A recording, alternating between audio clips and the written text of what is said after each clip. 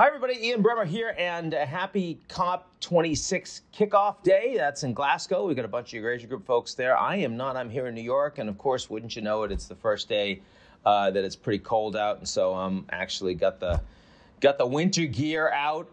Feels a little bit perverse given the climate issues that we're talking about, and thought I'd talk a little bit about where we're going. Look, it's interesting, first of all, because the COP26 summit is right after the G20. The G20 didn't get much attention this time around. Also because there wasn't an awful lot of news being made. I mean, the big announcements are coordination on the economic side. It is about an alternate minimum tax, which was been driven by the United States and the Europeans. We had movement towards that at the last OECD summit and full agreement this time around the G20. Also, there is breakthrough on aluminum and steel tariffs that would have led to tit for tat from the Europeans against American exports, a bunch of luxury goods. Nobody needs any of that. Both sides taking a step away from the brink. Improvement in terms of globalization and movement of goods and less costs being borne by consumers. And at a time when we're hitting inflation, and when there are all sorts of supply chain difficulties and shutdowns, no leaders really want to focus on a bigger fight. Now, having said all of that, the reason the G20 was non-problematic and didn't make a lot of news was primarily because the Chinese and the Russians didn't show up. And, you know, the fact is that those are bad relationships right now, both with the United States and increasingly with the allies. A lot of American allies are unhappy with different parts of American leadership. They don't feel the Americans are as committed, can be as counted on.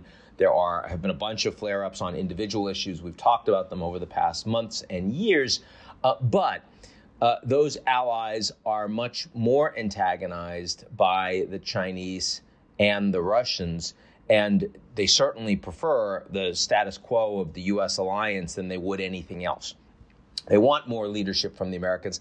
And the one thing I heard consistently was questions around whether or not Biden would get this $1.75 trillion, but if you add the infrastructure piece in, $3 trillion through, and what it would look like and when it would happen, because he's been discussing that with these global leaders since he became president.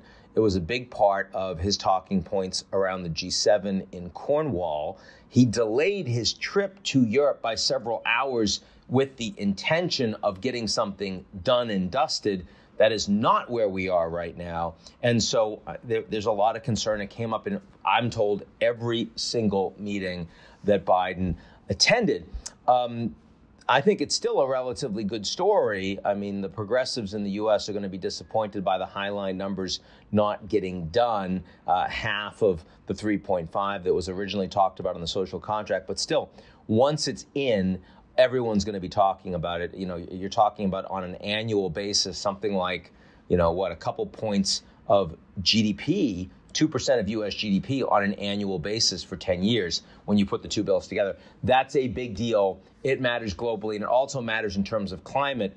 And the fact that a lot of the promises that were being made on the climate side are not going to be in the final bill also makes it harder for the Americans to offer leadership at the COP26. So I would say, generally speaking, pretty friendly G20. Easier by the fact that the challenges were not front and center, but now we have the tough meeting, which is the COP26, where there's an absence of trust. There's an absence of global leadership. The Chinese, again, aren't there, and that's a huge deal. The Chinese not showing up at the G20, you kind of work around them. You kind of talk about what you want to talk about. It's sort of like the G7 plus. Chinese don't show up at the COP26 summit. They're the largest emitters of carbon in the world, more than twice as much as the United States in terms of the entire country's emissions per year. That's a very big deal. And you can't get anything close to a deal. You can't talk about 2 degrees centigrade unless the Chinese are on board and constructive. And right now they're not on board and they're not constructive. Some of that is China's fault. Some of that is their unwillingness to come to the table with a realistic plan for how they would get to net zero, even by 2060, which is late. A lot of it is bad timing. We have right now prices going up on fossil fuels. We have a lot of shortages, particularly in Europe, particularly in China, again, supply chain challenges. And we have the Chinese in particular putting more money into coal production domestically, precisely because they will not tolerate Chinese citizens going cold in the winter. Well, that's the worst possible time. You could be having a COP26 summit, and the outcomes are not going to be very positive as a consequence. So that's the downside.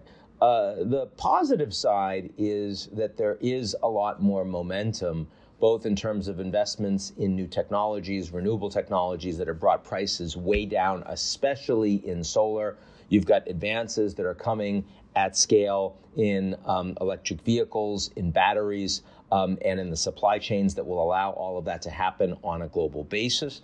And you increasingly see competition between the Americans, the Chinese, and the Europeans to invest more so that they have more influence over post-carbon atoms. And that's an energy delivery in a renewable space.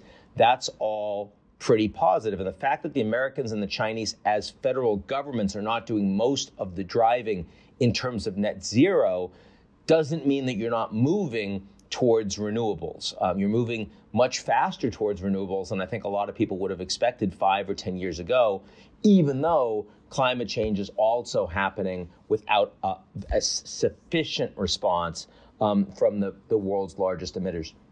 The reason for the former is because the private sector understands this is where the money is going to come. And that does drive a faster move away from fossil fuels. Once they understand that this is inevitable, you want to get there early, you want to get there first.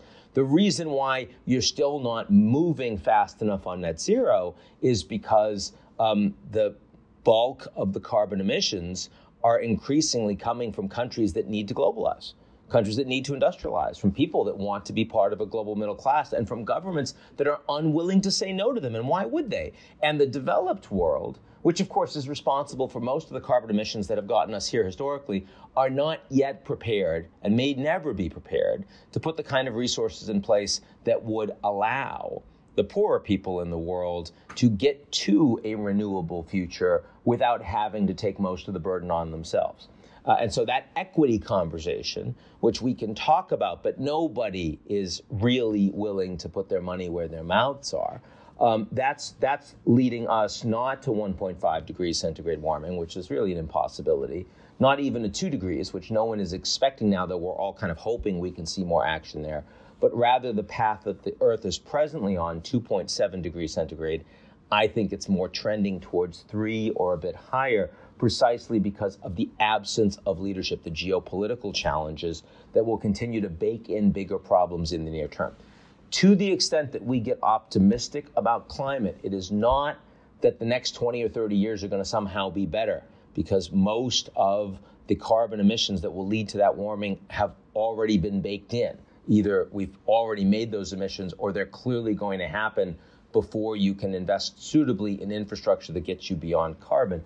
The real question is whether in 2050, in less than 30 years' time, in other words, when the next generation is leading the planet, will we have the technology at scale, the political and institutional architecture, and the will to move forward sustainably? And there, I'm getting more optimistic. I think that there is such an effort, and such an effort is in part being driven precisely by the younger people who will be the leaders at that time. And so the fact that COP26 is likely to be, at best, a bit of a nothing burger, and at worst, kind of a disappointment, does not mean that suddenly we've lost track of climate or that we're not making any more progress. And in part, I do think that leaders like Boris Johnson, the UK Prime Minister, saying it's 1 minute to midnight, and John Kerry, who's been one of the strongest voices on climate change from the United States in past years, saying this is our last chance. It's just not true, right? Because if it's the last chance and we're failing, well, then you give up. And that's, of course, not what we're going to do. It's the last chance, and there's a lot of failures happening, and yet there's still plenty of momentum. And we're going to say it's the last chance again next year and the year after that. But the reality is we're making progress. So I enter the COP26 highly aware that G0 and net zero do not align well, do not play nicely with each other. This is going to be a tough time for particularly the poor people in the world that are going to have to deal with the biggest challenges that come from a changing climate. And yet we're going to continue to see much more progress. And if most of that progress comes outside the COP26 structure, that's fine by me. So that's it for me. I hope everyone's well. Talk to you all real soon, and be good.